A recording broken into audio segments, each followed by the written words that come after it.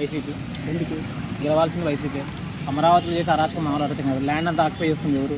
అమరావతి రాజధానిలో ల్యాండ్ అంతా ఆక్యుపై 30 రోజులు ఎవరి హ్యాండర్లు ఉన్నాయి. అందుకోసం జగన్ తీసుకుంటే కరెక్ట్ నిర్ణయమే.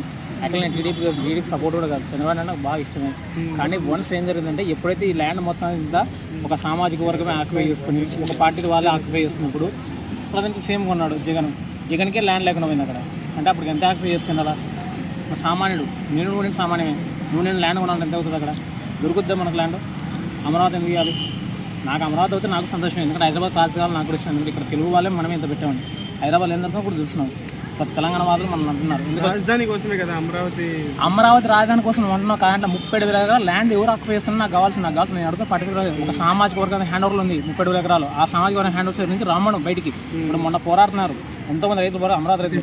అంతమంది రైతులు పోరాడుతుంటే మరి 13 జిల్లాలో తిక్కువలు ఏమన్నా రైతులు ఏమన్నా వాళ్ళు ఎందుకు పోరాడతలేరు? జగన్ గారు ఏం మంచి చేశారు అనుకుంటున్నారు? జగన్ గారు మంచి చేశారు. నేను దాని గురించి మాట్లాడలేదు. నేను పర్ఫెక్ట్ రాజధాని కూడా పర్ఫెక్ట్గా మాట్లాడను. అందుకు వైజాగ్ రావాలన్నాను తప్ప ఎందుకు 3 రాజధాని చెప్పాడు కాబట్టి.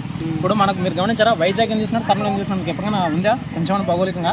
వైజాగ్ కర్నూలు కొండలు ఉన్నాయి, అర్థమైందా? ఆ కొండల కారణంగా ఇప్పుడు లిమిటెడ్ ల్యాండ్లో ఇప్పుడు ఇక్కడ ఈ ల్యాండ్ అని చెప్పినప్పుడు ఇక్కడ పక్కన ఇంకోటి రేటు పెరుగుతుంది. గుంటూరుకు విజయవాడకు మళ్ళీ వాళ్ళకి పెరుగుద్ది, వాళ్ళకి ఆక్యుపెన్సీ పెరుగుతుంది. అంటే గుంటూరులో ఎవరుంటే లోకల్ ఎవరుంటే వాళ్ళకు డిమాండ్ ఉంటుంది, విజయవాడకు లోకల్ ఉంటుంది. కానీ నాన్ లోకల్కి ఎలా ఉంటుంది?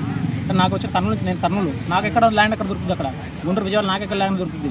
ఆలోచించండి పర్స్పెక్టివ్. నేను అనట్లేదు మనము ఒక్కదాని గురించి జగన్ గారు గెలవాలా? ఈ 4 సంవత్సరాలు ఏం చేశారు అనుకుంటున్నారు? ఈ 4 సంవత్సరాలు గెలవాలని మీరు చెప్తున్నారు. నేను ఏం చేశారో చెప్పండి. ఏం చేశారంటే నేను చెప్తాను. నా ఫ్రెండ్స్ నేను కూడా యాక్చువల్గా నాకు జాబ్ రాలేదు, కానీ నేను చెప్తున్నాను 150,000 మందికి మామూలుగా చెప్పాలంటే డిగ్రీ ఆర్ బీటెక్ వాళ్ళకి ఉద్యోగం చూపించాడు.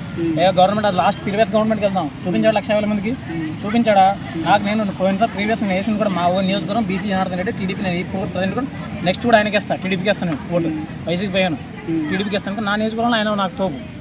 అది సిరేత్తున్నా మనకి ఏం వచ్చేది వైసీపీ వస్తుంది ఓవరాల్గా. మీరు ఎంత మనం ఏమనుకున్నా కానీ 150. బాబు గారికి జగన్ గారి డిఫరెన్స్ చెప్పండి. బాబు గారికి జగన్ గారికి బాబు గారు ఒక అంచనా వెళ్ళవచ్చు, జగన్ గారు అలా కదా. ఆయన స్ట్రాటజీ వేరు, రైట్ అవుతుంది. జగన్ గారు స్ట్రాటజీ వేరు. ఆ స్ట్రాటజీ మీద ఎందుకంటే బాబు గారు కూడా పనికిరాదు. ఆయన ఒంటరిగా వస్తున్నాడు కదా, గెలుస్తాడు. ఒంటరిగా వస్తున్నాడు కాబట్టి గెలుస్తాడు. వీళ్ళిద్దరు కలుపుకొని పవన్ కళ్యాణ్ అన్న ఒక మైనస్ వచ్చి పడింది కాబట్టి టీడీపీ ఆల్రెడీ ఓడిపోద్ది. టీడీపీ మైనస్ ఎవరో ఎత్తాడు ఇప్పుడు కూడా మీకు వింటున్నారు. టీడీపీ మైనస్ ఎవరో నారా లోకేష్ బాబు, పవన్ కళ్యాణ్ వాళ్ళిద్దరు మైనస్. చంద్రబాబు నాయుడు మంచిగా ఉంది. ఆయన ఒక్కడే వస్తే సోలోకి వస్తే వెళ్తుంది కూడా. ఎంతమంది వచ్చినా మళ్ళీ జగన్ గారు వస్తారంటారు ఖచ్చితంగా. పార్టీ ఫామ్ అదే అంతే, గుర్తుపెట్టుకోండి. Thank you.